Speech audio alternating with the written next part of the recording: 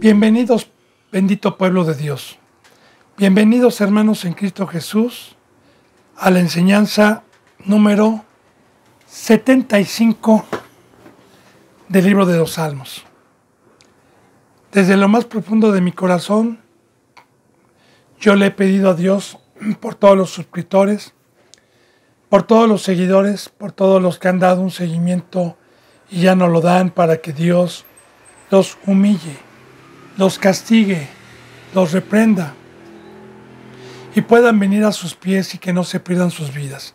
Más vale un castigo de dolor mientras estemos aquí que una perdición eterna de dolor y de lágrimas donde no hay salida. Así, bendito hermano y bendita hermana, tanto en México como en Estados Unidos, en España, en Perú, en Colombia, en Brasil, en Puerto Rico, en Chile y en todo lugar donde Dios permita llegar esta bendita palabra por medio de este servidor o por cualquier medio de sus santos, que dé un fruto de vida, dé un fruto de conversión, dé un fruto de aprovechar estas riquezas para estar firmes y preparados para cuando Dios nos pida cuentas. Así que me pongo a los pies de Cristo Jesús para continuar con esta enseñanza de Salmos 60, versículo 5. Vuelvo a repetir, Salmos 60, versículo 5. Palabra de Dios. Ayer veíamos, bendito hermano y bendita hermana, que cuando hay pecado y cuando hay un corazón contrito, cuando hay un corazón quebrantado y desgarrado delante de Dios, Él les da bandera. Expliqué ayer lo que es bandera a los que le temen, que alcen por causa de la verdad. Dice, para que se libren tus amados, salva con tu diestra y óyeme. Y esta bandera que Dios permite, que nos da la reconciliación, no hay ningún otro motivo, ningún otro interés que Dios tenga más que librarnos del engaño, librarnos de la muerte, y que el trabajo de Dios, su sentir, su corazón, bendito hermano y bendita hermana, es que como Padre, que como Dios, Él quiere que estemos en la eternidad con Él. Él quiere que no nos perdamos. Y Dios estableció una ley en donde Él mismo no la puede transgredir, y sabe que aquí el ser humano o tiene el tiempo para burlarse, para ser ingrato y desechar todas estas bendiciones y luego a la perdición, y es un dolor para Dios porque está establecido ya en la ley, o que hagamos frutos dignos de arrepentimiento y que no hay más oportunidad. Por eso la bendita palabra de Dios nos dice, para que se libren con esa bandera. Porque ayer yo le decía, bendito hermano y bendita hermana, ¿verdad? El rey o el ejército que ve a un ejército superior en fuerza, en número, y que van con una bandera, pues están librando la muerte, están librando una destrucción. Asimismo, el que a Dios le concede esa bandera es para librar de la muerte, del engaño, para que se libren, fíjese bien, tus amados. A mí me gusta deshebrar porque Dios así me ha dicho como ministro que tengo que dar y apacentar y enseñar bien la palabra con razonamientos, que no se salte ninguna palabra que tenga mucha enseñanza y profundidad. Amados. Como dice en una epístola también, ¿verdad?, de Pedro, amados, amados. Y amado, bendito hermano, y que Dios nos ame, es lo siguiente. Siempre le pongo este ejemplo para poder profundizar estas enseñanzas. Alguna ocasión, Cristo Jesús se le acercaba a un rico y le preguntaba cuál era el camino a la vida eterna. Y así lo dice la palabra. Y Cristo Jesús le amó y le dijo. Entonces, amar es que Dios nos hable con la verdad y nos diga cuál es el camino. Ese es el amor. También Dios amó a Noé con la verdad y Noé jamás había tenido la experiencia de construir un arca donde él y su familia fueran salvos. Dios le amó, nunca lo abandonó, día con día le fue instruyendo, porque Noé jamás había hecho un arca, como yo jamás había caminado este camino y nunca había construido o edificado para Dios un templo mediante mi ministerio. Entonces Dios a Noé lo amó. Entonces el amor de Dios, cuando dice amados, es cuando Dios no nos ha quitado su luz. Cuando Dios nos sigue hablando. Entonces, esa bandera de arrepentimiento es para librar a sus amados. Dice, para que se libren tus amados, salva con tu diestra y óyeme. La diestra representa el favor de Dios, representa simbólicamente que la derecha, mi brazo derecho tiene más fuerza que el izquierdo. Entonces, Dios utiliza simbolismos. La diestra es tener el favor de Dios, tener su bendita presencia, tener su gloria. Y recordemos, bendito hermano y bendita hermana, mi castillo, mi búnker, mi protección para que el enemigo no prospere sobre mi alma es la presencia de Dios. Y su bendita palabra morando en mi corazón. Entonces, óyeme, dice en el 6, Dios ha dicho en su santuario, en su iglesia. Fíjate, ahorita lo explico bien. Yo me alegraré, repartiré a Siquem y mediaré el valle de Sucot. Ahora, Dios ha dicho en su santuario. Su santuario en el Antiguo Testamento era el lugar en donde se ofrecía a Dios sacrificios de sangre. En el Antiguo Testamento, era el santuario.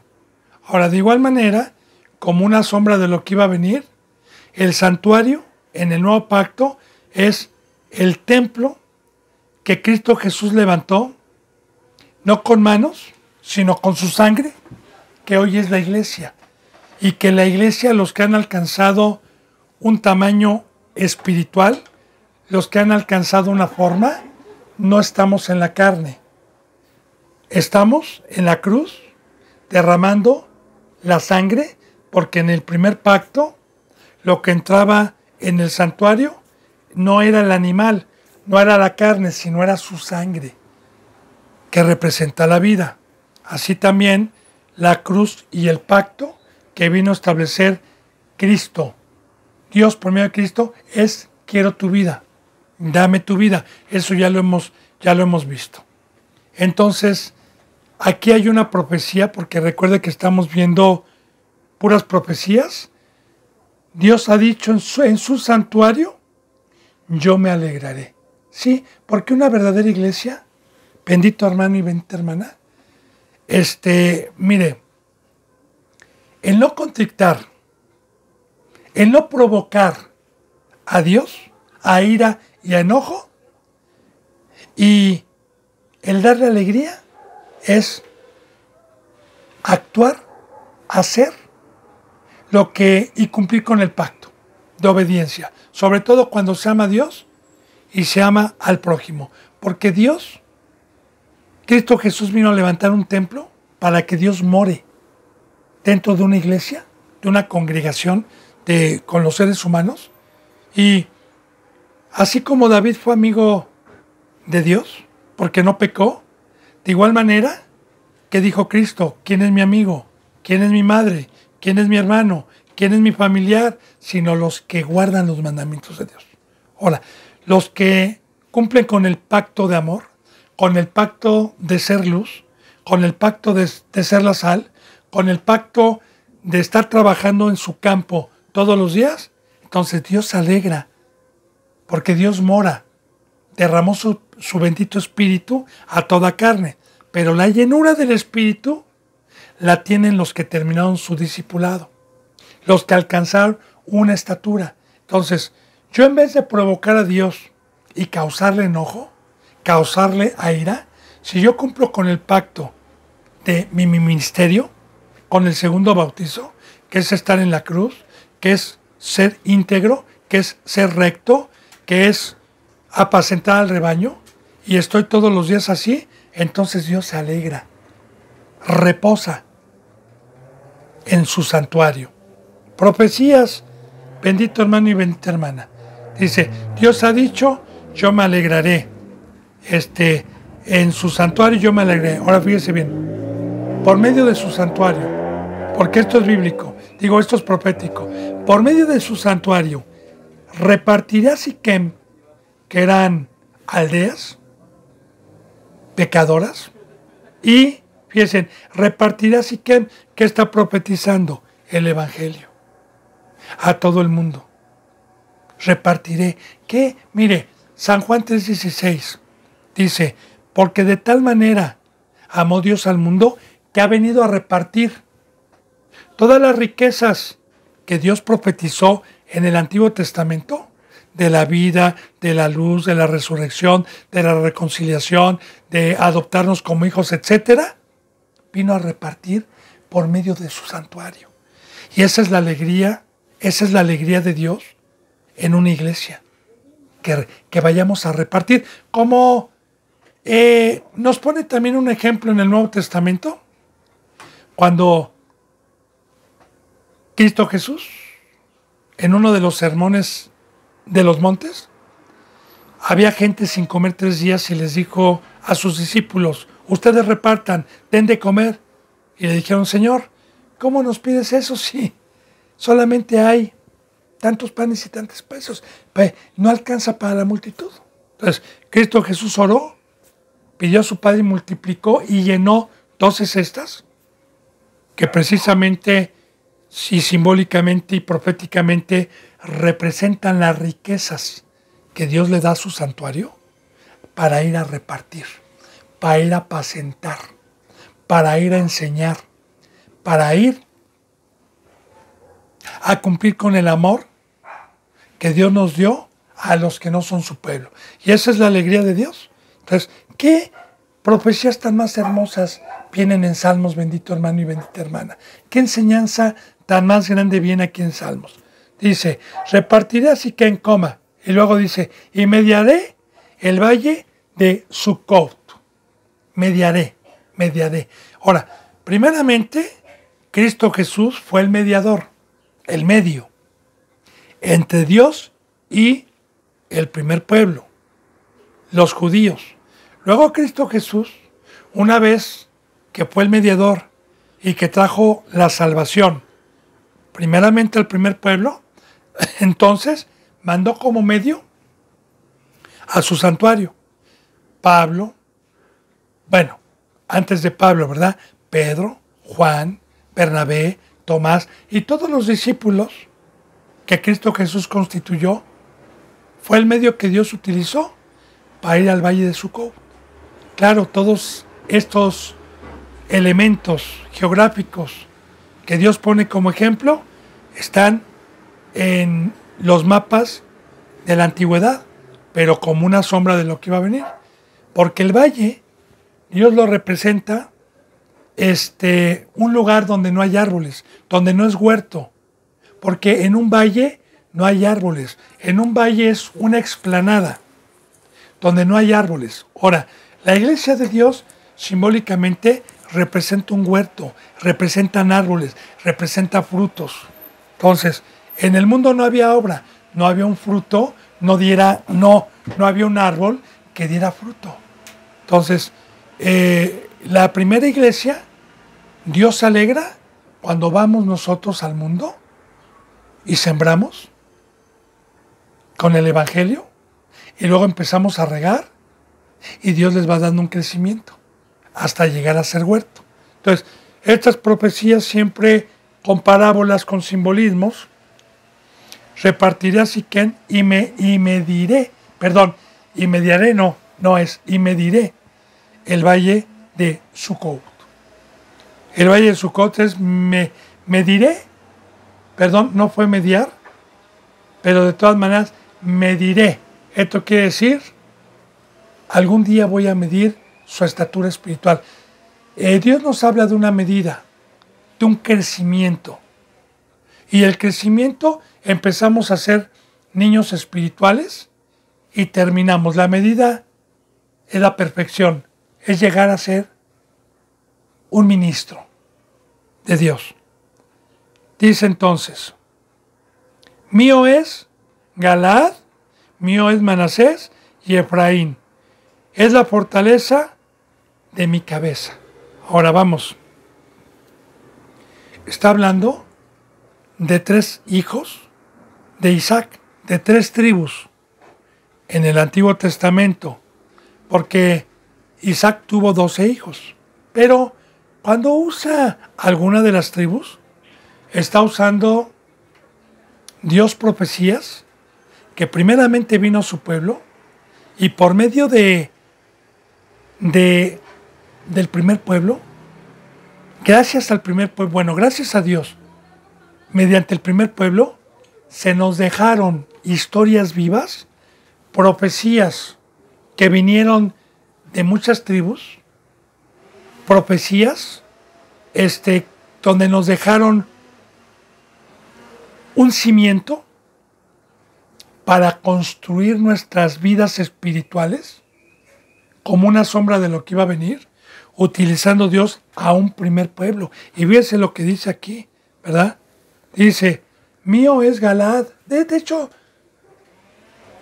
todo es de Dios, pero principalmente su pueblo que él compró. Mío es Manasés y Efraín. Fíjense, es la fortaleza de mi cabeza. Ahora, ¿cuál fue la cabeza de Dios? Cristo Jesús. En el Nuevo Testamento, la bendita palabra nos enseña que Dios dio por cabeza a Cristo Jesús, pero toda la sabiduría que Dios nos ha dejado, como lo estamos viendo en el Antiguo Testamento, fortaleció toda la historia, todas las profecías que Dios utilizó por medio de este pueblo, fortaleció para dar testimonio a Dios de su Hijo, para que creyéramos en Él cuando viniera. Por eso Jesús dijo a los impíos, a los incrédulos que no creyeron que Cristo Jesús era el Hijo de Dios, ¿qué dijo? Escudriñen, lean, porque las Escrituras dan testimonio de mí, que Dios me ha puesto por rey, me ha puesto por cabeza de la iglesia, me ha puesto por salvador. Lean, porque la palabra de Dios dice que donde hay 2 o 3, crean. Y mi Padre da testimonio de mí y yo vengo a dar testimonio de mí. Se está hablando de una profecía que vino a fortalecer el primer pueblo por toda la historia que Dios dejó en el Antiguo Testamento. A los que leen, a los que meditan, vino a fortalecer como una sombra para que Cristo Jesús viniera por cabeza. Otra vez, mío es Galaad, mío es Manasés y Efraín es la fortaleza de mi cabeza. Y fíjense, Judá es mi legislador.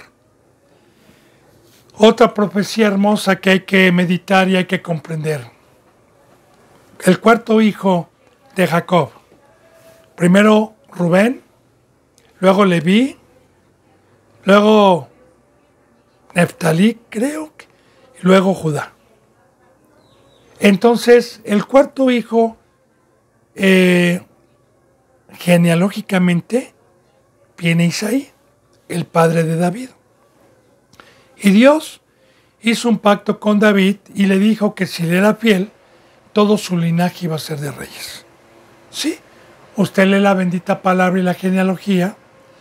David fue fiel, fue amigo de Dios y por medio de la tribu de Judá nació Cristo Jesús como hombre. María y José eran de la tribu de Judá, eran judíos, circuncidados José en la tribu de Judá.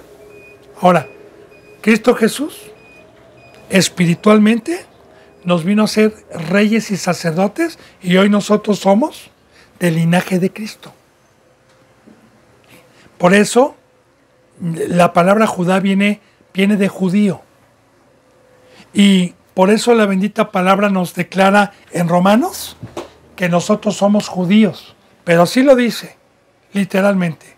Y no es judío en Romanos. No es judío el que lo es en el exterior, en la circuncisión de la carne, sino judío es el que ha sido circuncidado en el corazón por fe. El que ha creído y ha tomado su cruz, ese es judío. De la tribu, ya no existe en este pacto. En el cristianismo, ya no existe que yo soy de la tribu de Rubén, de Manasés, de Efraín, de Benjamín. Ya no existe eso. Aquí en el cristianismo todos somos un linaje, que es de Cristo Jesús. Y esa promesa, como una sombra de lo que iba a venir, que todo el linaje iba a ser de reyes, aquí está. Bendito hermano y bendita hermana. Cristo Jesús, Dios, por medio de Cristo Jesús y su linaje. ¿Cuál es su linaje de Cristo? Los que tomaron su cruz y los que son seres espirituales. Como dice en San Juan 4, y mi Padre está buscando adoradores de espíritu a espíritu. ¿Cuál es su linaje? Los que tenemos la imagen de Dios. Los que no estamos en la carne. Y los que nos ha dado autoridad para gobernar y apacentar a las ovejas y ser sirvientes a los pies de un rebaño. Entonces, aquí está profetizando Judá es mi legislador. Y sí, fíjense qué hermosa profecía, porque precisamente este llamamiento que Dios nos ha dado por medio de Cristo Jesús en el nuevo pacto es para que todos los que fuimos llamados, si es que cumplimos con el pacto, juzguemos, legislemos a los que no tienen conocimiento, a los que son el pueblo de Dios, a los que van entrando por la puerta del redil. Como dice en Hebreos, sujétense a sus pastores. Y ahí está la autoridad que Dios nos ha dado. Al decir Dios, sujétense a sus pastores, es una autoridad que nos está dando para juzgar. Dice, como quienes han de dar cuenta de sus vidas. Sujétense a sus pastores dependiendo de cuál haya sido su conducta, porque eso es muy importante también. Yo no me voy a sujetar a cualquiera que me diga que es pastor o que tiene un diploma o una escuela teológica hecha por el hombre terminada. Yo me voy a sujetar a alguien que tenga el fruto y los requisitos que Dios me ha permitido conocer, porque no peco, para ver si tiene ese fruto. Pero bueno, entonces, a Judá lo hizo legislador. Hermosas profecías que vienen. Ahora, aquí sigue con la profecía. Fíjense en el 8 lo que dice. Moab, vasija para lavarme. Ahora, meditemos. Moab, bendito hermano y bendita hermana, esa genealogía, esa descendencia que Dios permitió en el Antiguo Testamento como una sombra de lo que iba a venir, donde aparece en el primer libro de la Biblia la historia de Abraham, de Lot. Sabemos que Lot, cuando se separó de Abraham por cuestión de las tierras, del pastoreo, porque habían crecido las ovejas y habían conflictos entre los siervos de cada uno, entonces Lot decidió irse a apacentar a su rebaño a otra tierra y terminó en Sodoma y en Gomorra. Estas ciudades, las cuales, como una profecía también, Dios destruyó y sacó a Lot, a su esposa y a sus 2 hijas. Se dice que Lot era justo, pero más no su esposa y sus hijas. Su esposa se convirtió en sal por desobediente, y sus hijas, una llamada Moab y la otra llamada Amón, salieron, no voltearon para atrás, llegaron a una cueva y dijeron, estas que ya estaban habituadas al mal, que ya estaban habituadas a Sodoma y Gomorra, a la fornicación, dijeron, mi madre murió, embriaguemos a nuestro padre, que precisamente también hemos visto el tema de lo que es el vino, cómo aturde las dos copas, la de Satanás y la de Cristo Jesús. Bueno, yo espero que haya, a los que van dando un seguimiento, todo eso lo hemos explicado aquí. Entonces, ellas dijeron, embriaguemos a nuestro padre y tengamos relaciones para dar una descendencia. Sí, efectivamente lo embriagaron. Primeramente la mayor se acostó, luego la otra, las dos quedaron embarazadas y de ahí salieron dos naciones, una llamada Moab y otra llamada Amón. Los amonitas y los moabitas, que fueron siempre enemigos del pueblo de Dios. ¿Qué representan como una sombra de lo que iba a venir esas dos naciones? ¿Qué conocimiento tienen? El mundo. Moab y Amón se les conoce como lugar de fornicación. El vino que ya hemos visto representan el mundo. De hecho, uno de los asentamientos de la ciudad de Moab estaba al lado del Jordán antes de pasar a la tierra de Canaán, que representa el mundo. Entonces, aquí dice, fíjense bien, simbólicamente, Moab la voy a utilizar para vasija para lavarme. Le voy a explicar esto.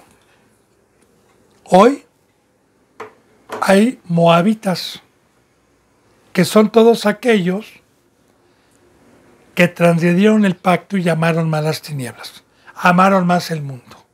Y que hemos visto en la bendita palabra que se vuelven nuestros enemigos. Que se vuelven nuestros enemigos. Los que ya son del mundo. ¿Verdad? Ahora bien, la bendita palabra nos ha enseñado para qué Dios permite a Satanás, para qué permitió a Satanás, para qué permite a los impíos, para qué permite a los inicuos, para qué permite a los demonios, ¿por qué no los quitó? Bien, porque nosotros debemos de ser probados. Dios debe de probar nuestra fidelidad con el enemigo, como lo hizo con Adán y Eva. Ahora, precisamente estos que decidieron ser rebeldes, no temieron y fueron engañados por el adversario y están en el mundo pensando que son cristianos, son nuestros adversarios, son vasijas. Vasijas son cuerpos humanos, ¿verdad? Que vienen para probarme, para tratarme de poner red, para tratarme de engañar, para tratarme de persuadir. Vienen con palabras como mantequilla, vienen disfrazadas de rameras, como lo dicen Proverbios, para que Dios me pruebe, a ver si soy fiel. Y en el momento en que yo paso la prueba, me estoy lavando, porque con cada prueba que Dios me permita pasar y yo no peque, estoy lavándome en sus vasijas. Entonces, bíblicamente, nos enseña la bendita palabra que todos los que se han bajado de la cruz han servido de vasijas para lavar la iglesia. Yo necesito ese gimnasio, porque le pongo un ejemplo para que podamos profundizar esta bendita enseñanza. Yo soy un hombre gordo, obeso, y quiero tener un cuerpo atlético, quiero ser fuerte, quiero desarrollar músculos. Y voy y me inscribo a un gimnasio. Y el instructor me dice, mira, todos estos instrumentos te van a dar un servicio. Todos estos instrumentos, si tú los usas, te van a desarrollar el músculo. Ven, te voy a enseñar a operarlos. Te voy a enseñar cómo se utilizan. Bien, Si yo voy al gimnasio todos los días y me enseñó el instructor cómo manejar cada aparato y yo me sé de memoria cómo manejar cada aparato, pero no me siento ni hago ejercicio porque me causó mucho dolor los primeros días, yendo al gimnasio no voy a desarrollar músculo. Entonces necesito que el aparato me dé un servicio que esté dispuesto para que yo desarrolle un músculo. De igual manera, a los que Dios ama, porque a los que no ama, Dios ya no les permite ni siquiera ese gimnasio. Ahora, a los que Dios ama, prueba. Y gracias a los enemigos que se van a ir al lago de fuego, gracias a los inicuos que se van a ir al lago de fuego, gracias a ellos, Dios nos ha probado cuando vienen y nos seducen. Y decimos no. Entonces, aquí está. Moab, vasija para lavarme, está hablando proféticamente, recuerde bien tu hermano. Ahora dice, sobre Edom echaré mi calzado y me regocijaré sobre Filistea. Ahora bien, sobre Edom, los edomitas, echaré mi calzado. Proféticamente, ¿quiénes son los edomitas? Bueno, Isaac tuvo dos hijos, uno llamado Jacob y otro llamado Esaú. Y en esa historia, también con simbolismos, también con profecías, Dios nos enseña, como una sombra, los que tenemos el pacto de ser reyes y sacerdotes, de ser primogénitos para trabajar en la obra de Dios. Esaú era un primogénito, así como muchos, y no sé si yo le he dado el tema de primogénitos, ¿por qué primogénitos? Y se lo voy a dar rápidamente para que pueda entender, porque mi deber es descifrar bien la palabra. En el Nuevo Testamento Dios nos dice que somos un pueblo de primogénitos. ¿Pero qué es primogénito? El primero. Ahora, yo no fui el primer cristiano. Yo tuve que haber sido enseñado por Cristo y por una iglesia. Entonces, fíjese bien lo que le voy a decir, y la sabiduría que tiene Dios, lo que da a entender. Cuando yo terminé mi discipulado, no con una escuela teológica, sino delante de Dios, y el que conoce los corazones me discipuló, entonces Dios me permitió el privilegio de empezar a predicar las nuevas buenas de salvación, y me empezó a dar el privilegio de tocar corazones y de poder hacerme cargo de apacentar al rebaño. Entonces fui el primero, el primogénito que fundó, Cristo que fundó una iglesia, que después llegó otro hermano, o crecieron y se empezó a hacer una iglesia. Pero que yo, llevando el evangelio con mis pies, llevé el evangelio y fui el primero que llegué a una colonia católica o a un pueblo musulmán, y fui el primero junto con otros hermanos o yo solo que empecé a dar el evangelio. Entonces fuimos los primeros en llegar a sus vidas, y esa es la profecía de los primogénitos, que muchos no alcanzaron eso, pero que Dios nos puso a la mesa para poderlo hacer.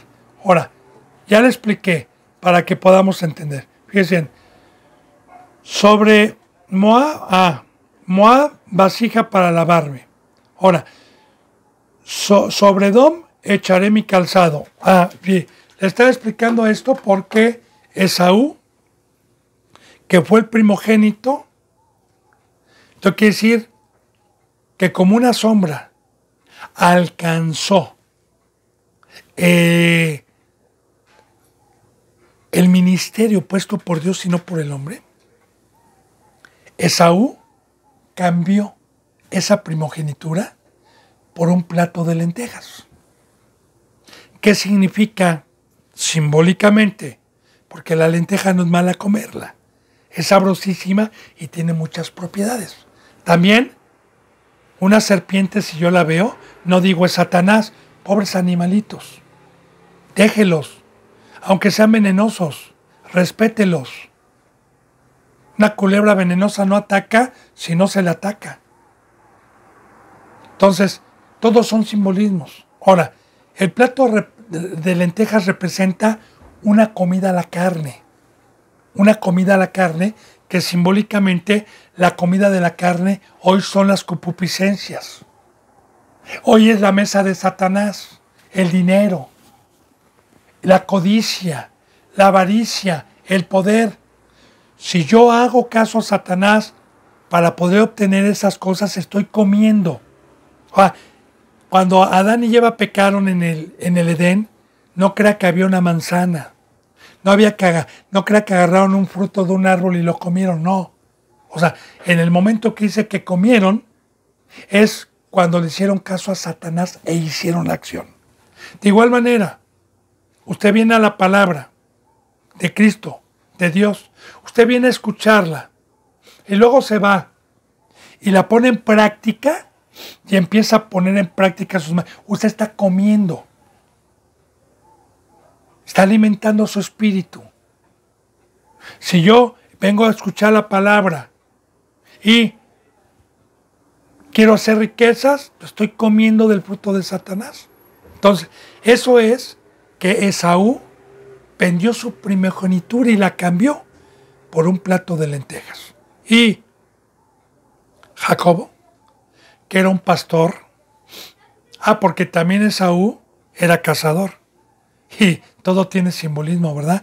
Porque bíblicamente el cazador lo representa a Satanás. Pero bueno, ya nos meteremos algún día a estudiar Génesis si Dios me lo permite, ¿verdad? Y todas esas benditas enseñanzas que concuerdan armónicamente con todo lo que que nos ha enseñado Dios. Entonces, vendió su primogenitura de igual manera. Dios a mí me prometió reinar junto con Cristo. Me permitió una corona, me permitió ser apóstol, maestro, profeta, me permitió gobernar, mientras me permitió un servicio y soy primogénito. Pero, de igual manera, si yo codicio, si a mí viene alguien y me ofrece la mesa de Satanás y no pasó la prueba, entonces se me quita la primogenitura.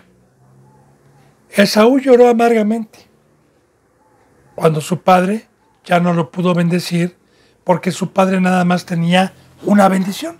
De igual manera, Dios nada más tiene una bendición y es para el justo, no para el impío, no para el que cambió su primogenitura por los deseos de la carne. Lloró amargamente, pero ya no recuperó su primogenitura. Bueno, entonces, fíjese bien, aquí está hablando proféticamente entonces de todos aquellos que tuvieron un tamaño espiritual y cambiaron el ministerio que Dios les dio por las riquezas temporales y corruptibles, que en esta época que a mí me ha tocado vivir son muchísimos. Los que son Moab, recuerde que son los discípulos y todos aquellos que hablan del mundo. Los edomitas, como los fariseos, hablan de la palabra, pero para sacar dinero. Obreros fraudulentos, porque en sí Esaú fue rico, tuvo mucho dinero y habitó en los lugares y en las montañas altas, pero con el simbolismo de la altivez, de la soberbia. Entonces, fíjese bien, sobre Edom echaré mi calzado. ¿Qué es esto? ¿Qué profecía hay? Bueno, con siervos que alguna ocasión estuvieron en la cruz, estuvieron en la azotea, estuvieron en los lugares celestiales, tuvieron las alas del gran águila y estuvieron arriba y cambiaron su primogenitura por lo temporal. ¿Qué cree? Ahora están bajo mi calzado. ¿Qué es bajo mi calzado? Que yo sigo en la cruz, yo sigo con las alas del gran águila y ellos son ondas fieras del mar, son del mundo, están abajo. Y Dios los regresó abajo. Todo con simbolismos. Recuerde que este pacto es de fe. Para los pecadores y los incrédulos, fábulas, cuentos y risas. Porque la palabra se debe de interpretar mediante el Espíritu, mediante la santidad y la integridad. El que da la revelación y el que quita los sellos para poder discernir y acomodar lo espiritual es Dios. Bueno, entonces sobre Edom echaré mi calzado, abajo. Como la serpiente, ¿verdad? Está profetizado. ¿Qué le dijo a la serpiente al pueblo? De la serpiente y al pueblo de la mujer. Y tú le dirás el calcañar. O sea, tú estarás debajo, serpiente. La mujer estará bajo tu calzado. Dice entonces, me regocijaré sobre Filistea. Ahora, ¿quién era Filistea? Los filisteos. ¿Qué representaban los filisteos en el Antiguo Testamento en la tierra de Canaán? Una tribu feroz. Una tribu amorreos, jebeseos, hititas, feroces. Que, de cierta manera, cuando Dios les prometió la tierra donde mana leche y miel, en los tiempos de Josué, nos data la bendita palabra cómo fueron matando, cómo fueron en batalla y cómo fueron, mediante el poder de Dios, venciendo a todas estas naciones para hacerse posesión, para hacer posesión de la tierra prometida, que hoy se conoce como Israel, y que proféticamente, como una sombra de lo que iba a venir, hoy, Canaán o los filisteos eran todos aquellos que cuando Cristo Jesús los mandó al campo, a la herencia, que es el Evangelio, que es ir a todo el mundo, que esa fue nuestra herencia, fuimos matando mediante el bautizo, fuimos quitando ídolos, fuimos quitando los tributos del mundo para que dieran sus vidas a Dios. Por eso dice, sobre Filistea me regocijaré por el poder que yo le di a mi pueblo, que como no fue por obras, ni con ejército, sino que yo les di esa tierra, como los fui destruyendo, hasta que las 12 tribus tuvieron la herencia y la posesión de cada tierra, como está en el mapa antiguo, por cada tribu, lo que hoy es Israel. Y Dios se regocijó sobre ese pueblo, sobre su poder, sobre Filistea. Dice aquí, ¿quién me llevará a la ciudad fortificada? Ahora, fíjese bien, ponga atención. Y luego dice, ¿quién me llevará hasta Edom? Dos caminos, proféticamente. La ciudad fortificada, el castillo, el poder, es arriba. Es la cruz. Es alejarme del mundo. Es no militar en la carne, no ser de la carne. Ahora, ¿quién me llevará a la ciudad fortificada? O bien, ¿quién me llevará a Edom? La puerta ancha y la puerta angosta. Bien, ¿quién me lleva a mí al castillo? ¿Dios? ¿Por medio de una iglesia santa? Y cada uno merece en la iglesia donde está. Porque hay muchos que están en iglesias, que fueron enviados a iglesias de Edom, donde les enseñan riquezas, donde cambiaron la primogenitura por los deseos de la carne. Cada uno es guiado como quiere, porque el que me guía a la ciudad santa, el que me guía a la verdad, es Dios.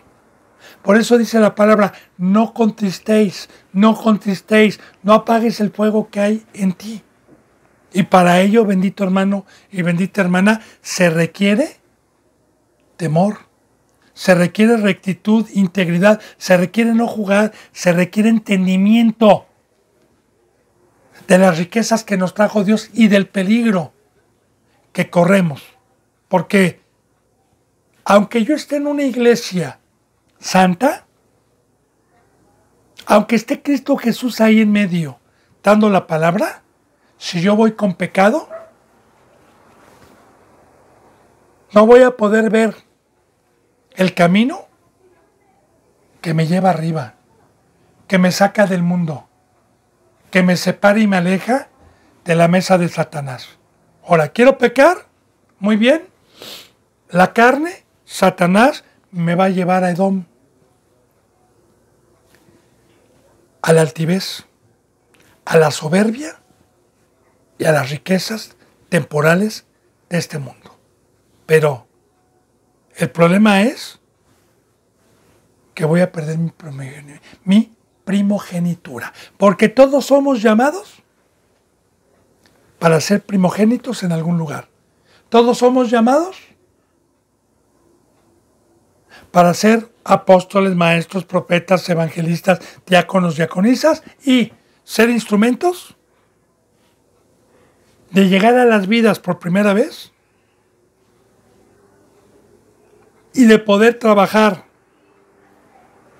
con gente que no era pueblo de Dios y ser los primeros de haber llegado a sus vidas. Pero los que cambian la primogenitura, bueno, entonces aquí está hablando, ¿verdad? Satanás me guía al mundo, Satanás me guía a las riquezas, Satanás me guía a Edom, Cristo Jesús me guía, Dios me guía arriba, a la ciudad fortificada. Ahora, dice, ¿no serás tú, oh Dios, que nos habías desechado y no salías, oh Dios, con nuestros ejércitos? Ahora, de igual manera, si yo pierdo al Espíritu Santo, Dios va a permitir que yo sea guiado a Edom y me desecha. Y si yo no peco, porque Dios es el que conoce los corazones, yo no juzgo, Dios es el que conoce los corazones. Quiero decirle como testimonio, bendito hermano y bendita hermana, a mí muchas veces, cuando Dios me ha dicho, ya no tiene oportunidad, ya no le des la palabra, a mí me han dicho, usted juzga mal, hermano, yo no pequé. Le digo, pues si usted no pecó, hermano, Dios me va a dar duro, pero si usted no pecó y yo me estoy equivocando, Dios no desecha al justo, hermano. Yo no soy Dios. Dios no desecha al justo. Entonces, Dios es el que guía y el que permite que usted sea guiado a la ciudad fortificada o que usted sea guiado a Edom. Dios. Y cada quien recibe el justo pago mientras está en el cuerpo humano. Sea para ser guiados arriba, a la montaña de Dios, o sea para ser guiados a la mentira, al engaño temporal y a las riquezas temporales. Por eso dice, ¿no serás tú el que nos llevará a la ciudad o nos llevará a Edom? ¿No serás tú, Dios, que nos habías desechado? ¿Y no salías, oh Dios, con nuestros ejércitos? Porque al desecharte, Dios, perdemos la fuerza contra el enemigo. Por eso dice en el 11, a los que tienen temor, a los que conocen la verdad, danos socorro contra Moab. Danos socorro contra Edom. Danos socorro contra Filistea. Danos socorro, Señor, contra el enemigo, porque vana es la ayuda de los hombres. Y bendito hermano y bendita hermana, bendito pueblo de Dios, recuerde cuál es el socorro. Un ejemplo. Cuando Pedro, por la tribulación, por la falta de fe, se empezó a hundir en el mar, él pidió socorro, auxilio. Y Cristo Jesús le dio la diestra y lo sacó. Ahora, si yo veo que la carne y todos los que me rodean me quieren inclinar al engaño y a la mentira, yo le pido socorro todos los días a Dios, porque recuerde, uno de los mandamientos que tenemos, una de las primeras bienaventuranzas, que así de hecho empieza nuestro Señor Jesucristo, esa enseñanza en un monte, y empieza con la primera: bienaventurados los pobres de espíritu, los que mendigan, como lo hemos estado viendo. Bendito hermano y bendita hermana, a los que han dado un seguimiento, porque Dios es misericordioso. A los que temen, a los que no quieren quedar en Moab, o como los edomitas, a los que no quieren que Dios los deseche. Entonces, pedimos socorro, nos humillamos. Danos socorro contra el enemigo. Ahora, ya le he dicho y lo voy a volver a repetir. ¿Cuál es el socorro que Dios me puede dar contra mi gimnasio? ¿Contra las vasijas para lavarme los pies? Es que cuando vengan a seducirme y que Dios permita la prueba para lavar mis pies sobre esas vasijas, en ese momento Dios me recuerde su palabra contra la palabra de mentira y de engaño, y que le saque un repertorio de enseñanza en contra del fraude y de la mentira que está enseñando. Entonces, en ese momento, Dios me está socorriendo si me lo merezco. Si tengo un corazón temeroso. Y yo alguna ocasión le dije y se lo vuelvo a repetir: no todos aprovechan el socorro. Eva, en el Edén, tuvo ese socorro, pero lo desechó. Porque cuando llegó el enemigo a engañarla, y así le dijo: ¿es cierto que Dios te dijo que no comieres de ningún árbol del huerto? Primero probó a ver qué tanta sabiduría tenía Eva.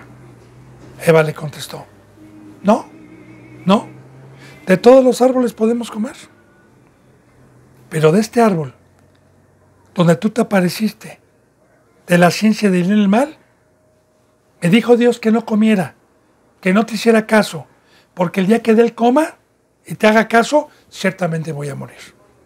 Ahora, ahí está el amor de Dios, ahí está el socorro. En ese momento, Dios le resplandeció para que no se le olvidara la palabra. Lo que sucedió después, que fue engañada por una ramera, por una palabra como mantequilla, una palabra codiciosa, una seducción. Muchos han caído y no pasaron la prueba, y los que no pasaron la prueba no se pudieron lavar los pies. Entonces, generalmente Dios no nos desampara, nos da el socorro, pero hay muchos que no aprovechan el socorro. Danos socorro contra el enemigo, porque vana es la ayuda de los hombres, Señor. Fíjese bien y meditemos, bendito hermano y bendita hermana. Mire,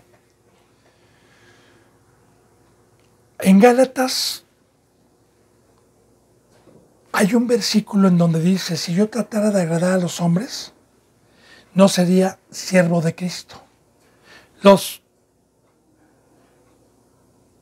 fariseos hacían las cosas para agradarse entre ellos. Ahora, no hay aquí en el planeta Tierra ningún ser humano en todo el globo terráqueo que pueda tener ni un gramo de todas las toneladas de riquezas que Dios tiene para con nosotros. De hecho, recuerde una cita bíblica. Cuando Cristo Jesús les incitó a sus discípulos a irse de su presencia, les dijo, ¿ustedes también se quieren ir? Y Pedro le dijo, no, Señor, ¿a quién iremos? Aquí en el planeta Tierra, ¿a quién iremos? Nosotros sabemos que tú tienes palabras de vida. Nosotros sabemos que tú y Dios tienen todas las riquezas. ¿Qué me puede dar el hombre? ¿Aplausos? ¿Fama? ¿Reconocimientos? ¿Dinero? Sí. Pero todo lo que el hombre me pueda dar no me lleva a la vida eterna ni me alimenta espiritualmente. Solamente Dios. Bendito hermano y bendita hermana. Y para poder tener el privilegio de tener todas estas riquezas de la presencia de Dios y de Cristo, hay un precio. Dejar todos los ídolos, dejar de poner la confianza en el ser humano y únicamente invocar a Dios. Bueno, entonces dice, danos socorro contra el enemigo, porque vana es la ayuda de los hombres. O sea, ¿sí te dan ayuda? Sí te dan ayuda. Sí, vente para acá, vente a esta iglesia, vamos a orar para que tenga este dinero. No te preocupes, legalistas, fanatismos, Cristo Jesús vino por pecadores, ven, aquí te vamos a ayudar. Sí, pero esa ayuda es vana. ¿Qué es vana? Que cuando venga el juicio, que cuando venga Cristo Jesús y le diga, Señor, me diga todo lo que te enseñaron, todo lo que te dijeron que te iban a ayudar, no sirvió, porque el único que te podía ayudar era yo. Y para que me tuvieras a mí, se necesitaba santidad y credulidad. Bueno, dice en el 12, en Dios haremos proezas y Él hollará a nuestros enemigos. Esto es muy importante, bendito hermano y bendita hermana. En Dios haremos proezas. Bien, primero quiero decirle y quiero concordar esto con el Nuevo Testamento. Dice, si alguien va a construir una casa, ¿por qué no se sienta primero a calcular el costo, a ver si tiene con qué acabarla? Porque si la empieza y la deja a medias, se burlarán de él.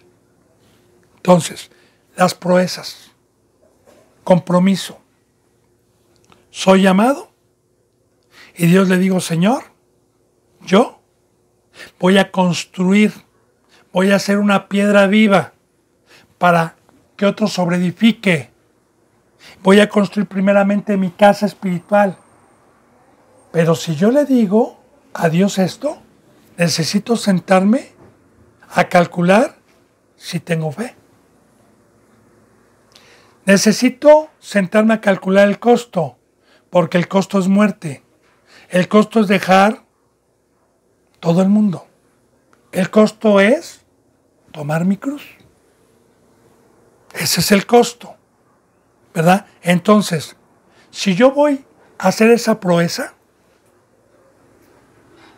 debo de con lo que hable mi boca, cumplírselo a Dios por fe. Cumplírselo a Dios. En Dios haremos proezas, en Dios diremos, sí Señor, heme aquí, sí Señor, yo voy a la guerra, sí Señor, utilízame, sí Señor, yo voy, sí Señor, proezas.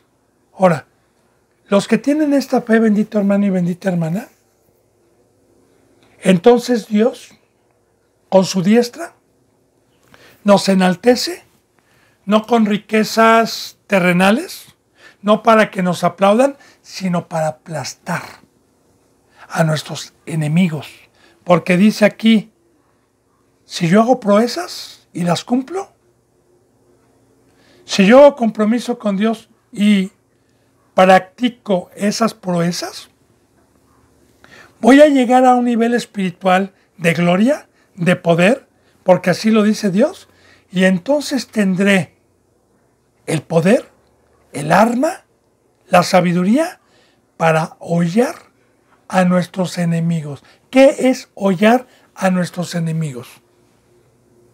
Hollar viene de hoyo, y el hoyo, en el hoyo no hay luz.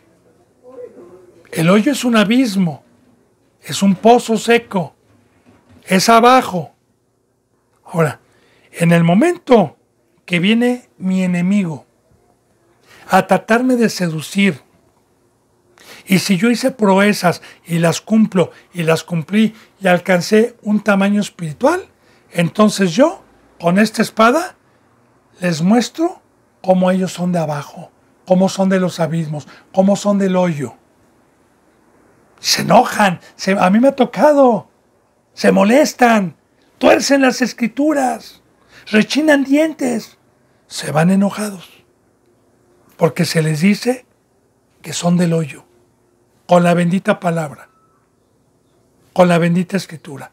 Entonces, hollaremos a nuestros enemigos. Pero recuerde, para poder tener esa estatura, para poder tener ese socorro, para poder tener ese favor, necesito hacer proezas, necesito ser guiado hacia las fortalezas y no hacia Edom. Necesito que Dios me encuentre con un corazón sincero, santo y agradable. Bueno, bendito hermano y bendita hermana, se me ha ido la hora.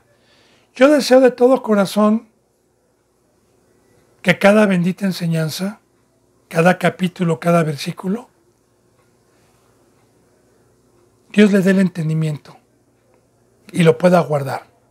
Y si no tiene el entendimiento y tiene dudas a lo que Dios me está permitiendo enseñar día con día, yo me he puesto a los pies de Cristo. Ahí están los contactos, ahí están los teléfonos para aclarar cualquier duda que usted tenga respecto a las enseñanzas de este servidor por medio de Dios, para poder fortalecer a fin de que no se pierda su alma. Son los deseos de este su siervo. Así que yo me despido con un abrazo y con el beso del óculo santo. Si lo permite Dios, mañana seguiremos con la enseñanza número 76. Gracias y paz. Gracias y hasta mañana.